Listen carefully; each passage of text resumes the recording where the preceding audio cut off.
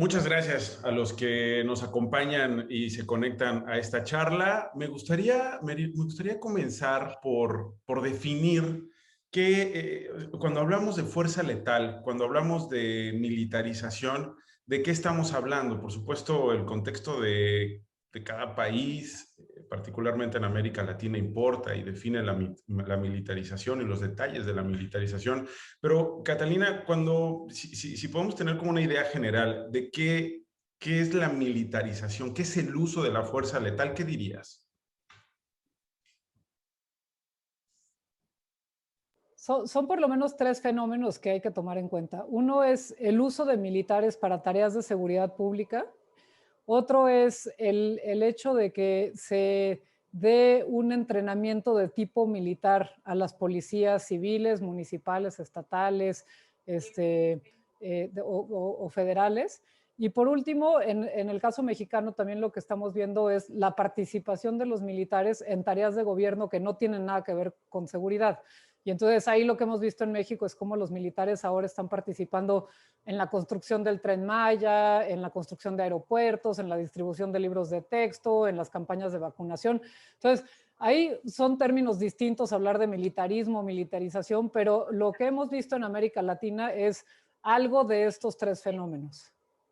Ok, en el caso de Brasil, Ignacio, ¿cómo entendemos a la militarización? Parece que, como dice Catalina, el concepto se amplía por el abanico de actividades que están desempeñando en países como Brasil.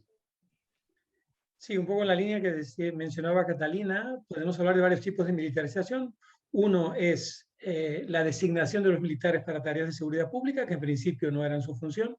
Otro es la designación de militares para comandar fuerzas policiales. Y el tercer elemento sería la inspiración militar del trabajo de las policías.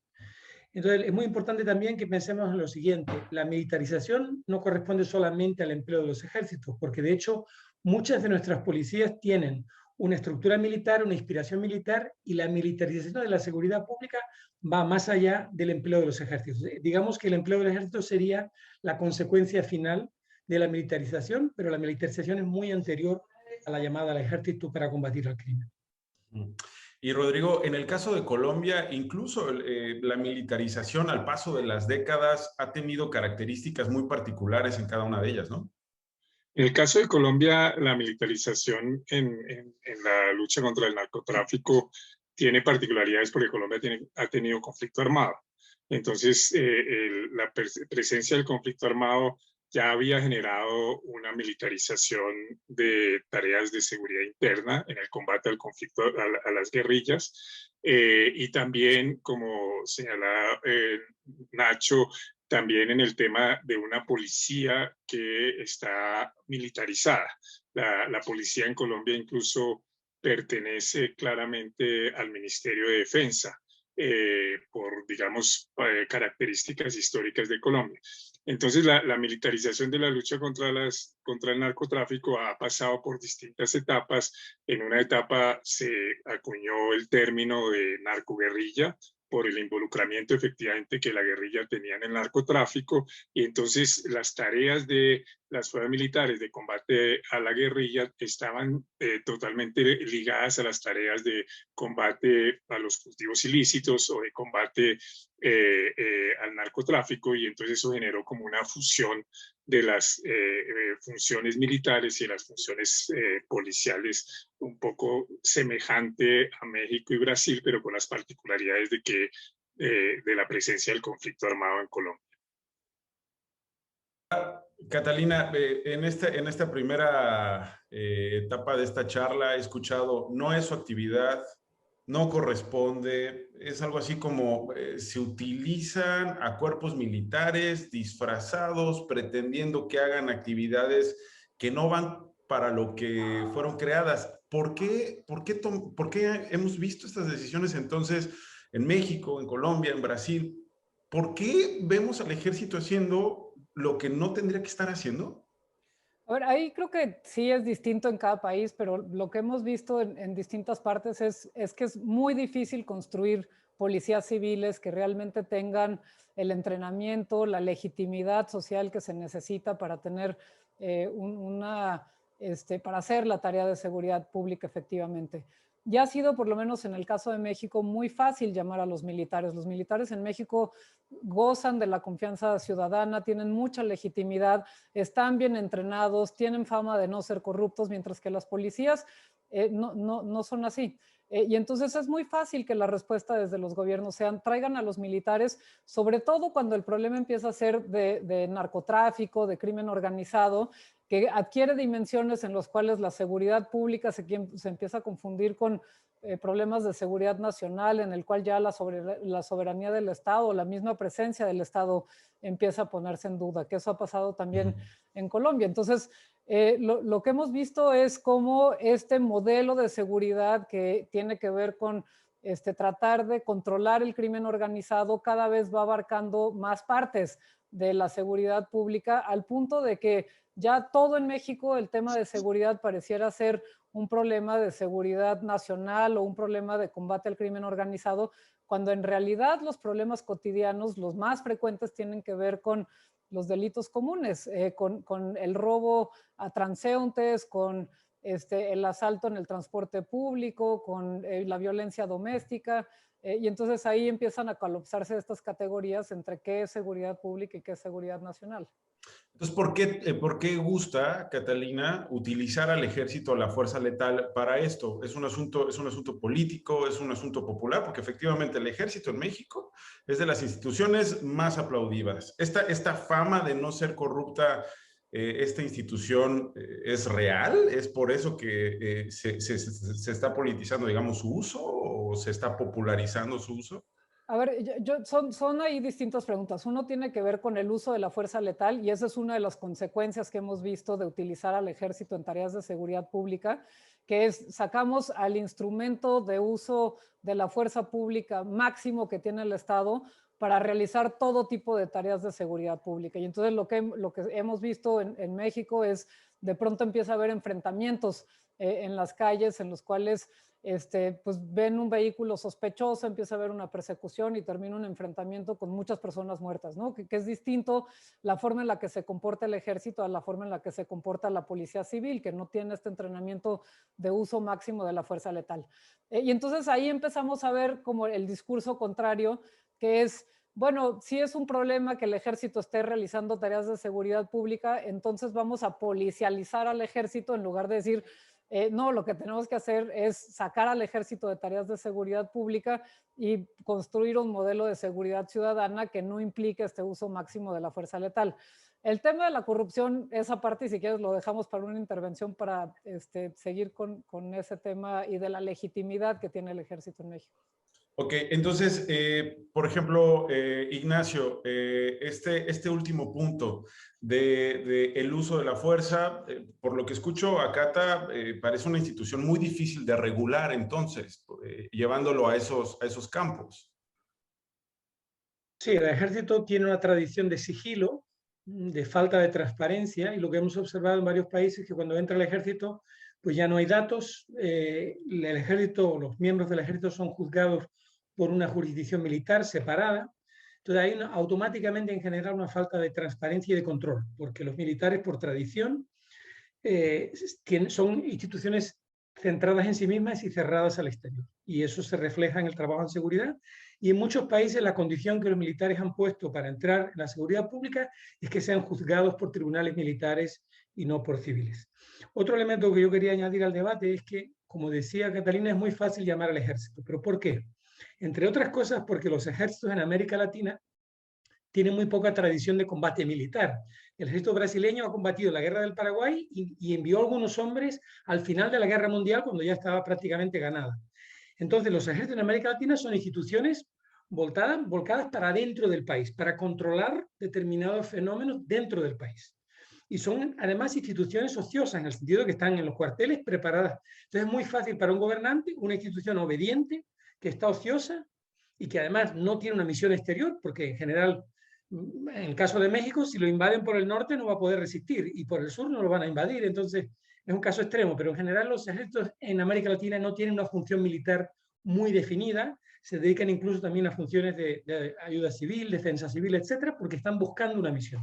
Entonces, nada más fácil para los gobiernos que llamar al ejército en situaciones de emergencia que luego se van prolongando. En principio lo llaman para una situación extrema, que es temporal, pero esa situación no se resuelve y por tanto la presencia militar se eterniza, se debilitan a las policías y por tanto es la profecía que se cumple a sí misma. Porque si yo invierto en el ejército y dejo de invertir a las policías, pasa como ha pasado en México, que las policías ya no tienen capacidad para asumir la tarea de defensa de la seguridad pública y por tanto hay que seguir invirtiendo en el ejército porque ya no podemos depender solo de las policías. Entonces es un mecanismo que se refuerza a sí mismo. ¿Y cómo convive, Ignacio, digamos, este uso de los ejércitos en los países de América Latina, cuando esos países tienen un pasado pues, muy oscuro, muy duro y muy cruel precisamente con los ejércitos? ¿Cómo te explicas ese pasado y la popularidad ahora que parecen tener cuando los sacamos de sus actividades para los cuales fueron creados? Sí, eso es muy importante porque varios países, después del fin de las guerras civiles o de las dictaduras, tenían dispositivos legales que impedían la presencia del ejército en la seguridad pública, justamente para evitar la repetición de lo que pasó en los años 80 o 70. Sin embargo, algunos de esos dispositivos han sido cambiados, eliminados, para permitir la incorporación de los ejércitos, que esta vez han sido llamados por los gobernantes civiles. Esta vez no estamos en regímenes militares, sino son los gobernantes civiles los que llaman al ejército. Y de hecho, como decíamos antes, el ejército es en general la institución más valorada del Estado. Es decir, no es tanto que se aprecie mucho al ejército, sino que se desprecia a la policía, a la que se considera corrupta, violenta y poco eficiente, y se desprecia en general al Estado. Entonces, el ejército queda como un último baluarte de la confianza popular, y también es llamado en ese sentido. Y también el ejército tiene esa imagen de fuerza, ¿no? De poder, y la gente piensa falsamente, pero la gente piensa que el problema de la seguridad es un problema de calibre, es un problema de la fuerza, en vez de investigación, por ejemplo. Y desgraciadamente, la tendencia en la región es invertir en el patrullamiento en vez de la investigación y en la intensidad del uso de la fuerza en vez de en otras estrategias, por ejemplo, de prevención. Rodrigo, escuchando a Ignacio, parece que entonces la estrategia pues está mal planteada. Cada país, insisto, tiene su propia realidad y su contexto, pero mal planteada en el sentido de que a lo mejor es para los aplausos en las gradas, que es más popular que tener una guerra o tener al ejército en las calles. ¿Qué es lo popular en este problema, Rodrigo? Estás en mute. Yo creo que hablando desde el caso colombiano hay que distinguir el debate teórico de la guerra a las drogas, que precisamente como se ha planteado a veces como una guerra, pues suena natural que finalmente termine involucrado el ejército. Y el caso colombiano que da las particularidades de la existencia de un conflicto armado. Entonces, en el caso general, yo creo que el problema complicado es que debido a la prohibición de ciertas drogas, pues sí se generan economías ilícitas con organizaciones criminales poderosas como en México o Colombia, organizaciones criminales que tienen cierta capacidad de violencia, y entonces frente a eso a veces las policías, según la visión de los estados, aparecen desbordadas. Y entonces se recurre al ejército y suena normal recurrir al ejército porque está en una guerra contra los carteles, en una guerra contra las drogas, pero eso termina siendo muy problemático. Termina siendo muy problemático, no me voy a meter aquí en el debate de la prohibición, pero creo que lo de la guerra de las drogas es que precisamente termina involucrando al ejército en tareas de seguridad pública para resolver un problema social que es el problema de la eventual adicción o dependencia de ciertas sustancias psicoactivas. Ahí está toda la contradicción del modelo de la guerra de las drogas, la militarización a la que finalmente conduce. Pero eso tiene varios problemas. Primero, usualmente los ejércitos no son tan buenos para enfrentar la criminalidad organizada. Pueden ser útiles para apoyar ciertas operaciones cuando hay una gran capacidad de fuego de una organización criminal, pero para enfrentar la criminalidad organizada lo que uno necesita es buena policía judicial y buena inteligencia. En Colombia solíamos decir, para enfrentar a los carteles usted no necesita Rambos, usted necesita Sherlock Holmes, usted necesita el que siga el dinero, el que desarticule las complicidades, y eso no lo saben. Para eso no están hechos los ejércitos. Los ejércitos están hechos para enfrentar organizaciones armadas en caso de combates armados. Entonces tiene todo ese riesgo de que esa letalidad empiece a ser usada en operaciones policiales con los costos que señalaba Catalina. En el caso colombiano, la cosa es un poco más complicada porque efectivamente hay conflicto armado. El ejército colombiano no es un ejército que no haya tenido que hacer. Él sí ha tenido un conflicto interno que lo ha mantenido, por decirlo de alguna manera, ocupado, y se generan zonas grises. Pero usar el ejército en operaciones policiales es gravísimo porque, por ejemplo, el principio de proporcionalidad es muy distinto cuando uno está en un conflicto armado que cuando uno está en operaciones policiales. Cuando uno está en un conflicto armado, el principio de proporcionalidad del uso de la fuerza se mide a partir de la ventaja militar. Entonces uno tiene en cierta medida la posibilidad de matar, porque eso es lo que ocurre en la guerra, si eso da una ventaja militar suficiente. En una operación policial no. El uso letal de la fuerza solo es admisible cuando es el único recurso para salvaguardar un derecho de superior entidad. Entonces, eso empieza a generar una serie de confusiones y ese traer al ejército las operaciones de orden público interno termina siendo muy problemático para las democracias. Entonces, a ver, si está tan claro, Rodrigo, ¿por qué se opta por matar y no por investigar? Porque para eso están, digamos, tiene que ver con el tipo de formación. Es decir, si usted tiene un tipo de formación militarizada, usted entonces encuentra, digamos, a una organización criminal y su formación tiende a decir a esta organización criminal es un objetivo militar que yo debo atacar. Eso es lo propio del combate militar. Pero puede haber ocasiones en que cierto apoyo frente a una organización criminal con una capacidad de bélica semejante a la de un grupo armado irregular puede ser necesario el soporte del ejército. Pero lo que uno necesita es desarticular organizaciones criminales. No está en un conflicto armado que uno combate armadamente como en una guerra contra insurgentes. Uno está tratando de desarticular una organización criminal y eso requiere estrategias distintas. Pero si uno enmarca eso dentro del concepto de guerra a las drogas o el concepto de guerra a los carteles, pues la confusión termina ocurriendo casi que naturalmente, por más indeseable que sea. Por supuesto que recomendamos a los que están viendo esta charla de Monitor Fuerza Letal el informe sobre uso y abuso de la fuerza letal en América Latina. Es un estudio comparativo de Brasil, Colombia, El Salvador, México y Venezuela. Catalina, ¿cuáles son las consecuencias de militarizar? ¿Cuáles son las consecuencias de la militarización? A ver, yo ahí creo que hay distintas cosas que son muy problemáticas. Uno es esto que comenta Rodrigo acerca del uso de la fuerza letal y eso lo documentamos y justo en ese informe viene una parte. Con Carlos Silva lo hemos estado trabajando ya varios años en México y hemos mostrado cómo el Estado mexicano ha ido paulatinamente aumentando el uso de la fuerza letal.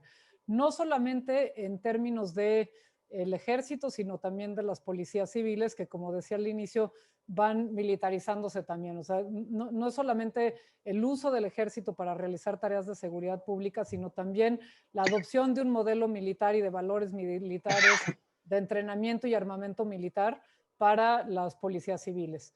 Y entonces está esa parte, está también la parte de violaciones a los derechos fundamentales que hemos visto en el despliegue militar en México. Y una última parte tiene que ver con la transparencia y con la rendición de cuentas, que en las policías es muy clara cuál tiene que ser el modelo de rendición de cuentas y de transparencias que existe. El ejército, a diferencia de las policías, son una institución de seguridad nacional. Su propósito, su objetivo constitucional es proteger la soberanía del Estado, proteger a la nación. y entonces tienen reglas de transparencia distintas a las que tienen las policías. Entonces, una de las cosas que hemos visto es cómo hay menos información acerca de qué está realizando el ejército. Y entonces tenemos menos acceso de información acerca de qué pasa en términos de seguridad pública. Y por último, es una cosa que lo hemos también documentado en México, es que se trata de un modelo de seguridad que no funciona, o sea, simplemente no funciona. Ahorita ya estamos nosotros hablando de conflicto armado, guerra contra el narcotráfico, de organizaciones criminales. Yo decía hace rato, y me parece que es importante enfatizar, la mayoría de los delitos que se cometen son del orden local. Eso es lo que realmente necesitamos, y entonces al expandir el uso del ejército estamos adoptando una estrategia de seguridad, de protección del Estado para tratar de dirimir los conflictos y tratar de atender los problemas de seguridad local, y entonces termina siendo un modelo muy fracasado.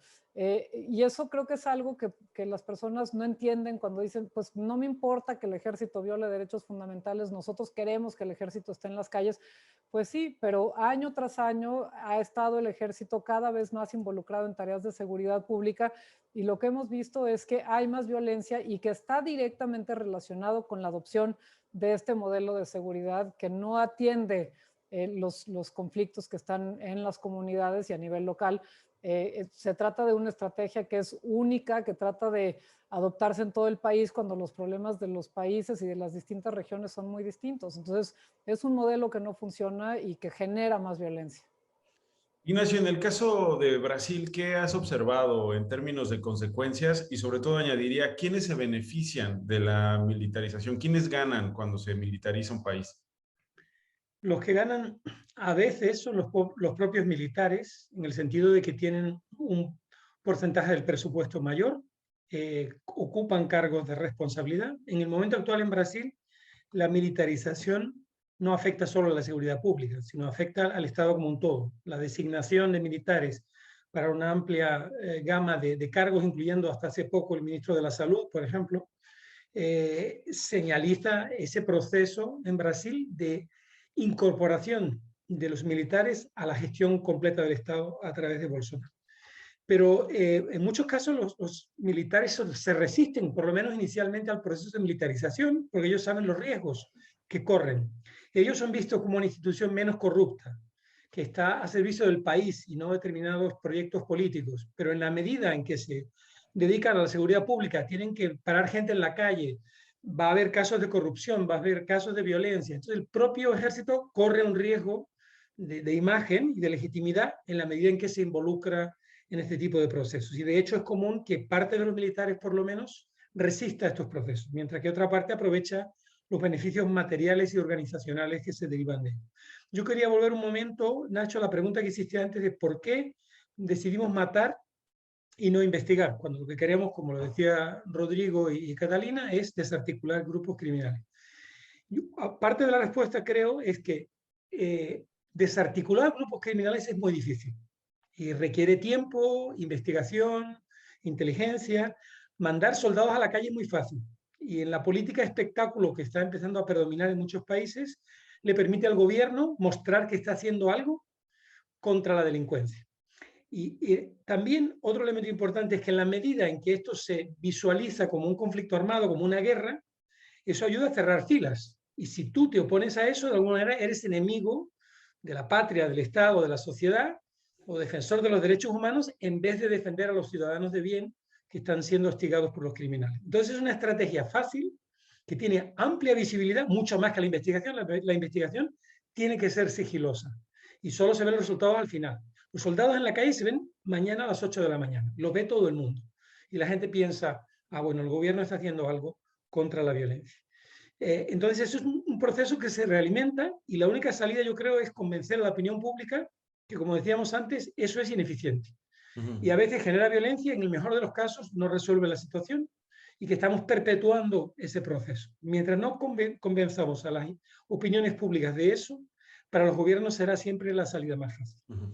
Es que la narrativa, Ignacio, parece que hay que identificar un enemigo, no importa que ese enemigo haya cometido un delito o no, es crear enemigos para atacarlos, ¿no? Sí, hay un doble componente ahí. Por un lado, la visualización de los delincuentes o de los sospechosos como enemigos, lo cual entonces justifica un uso de la fuerza diferenciado, como decía Rodrigo también, la aplicación de principios y doctrinas de combate militar, que no tienen nada que ver con las doctrinas de seguridad pública. Entonces, la designación de un sospechoso como enemigo, sobre todo vinculado al narcotráfico, ¿no? Hay una satanización también del narcotráfico. Eso es un problema. Otro problema es la discriminación en la actuación policial y militar, que hace que determinados sectores sociales, en Brasil, los habitantes de las favelas y la población negra sobre todo, sean objeto de una represión mucho más dura de la que son por los mismos crímenes ciudadanos blancos de clase media. Entonces hay una conversión del sospechoso en enemigo por un lado y por otro lado una criminalización de grupos sociales enteros que empiezan a estar bajo sospecha y que son tratados como enemigos. Y entonces tenemos el cuadro que tenemos en Brasil con miles de muertes todos los años cometidas por la policía. Rodrigo, ¿cómo lo ves tú? Estás en mute.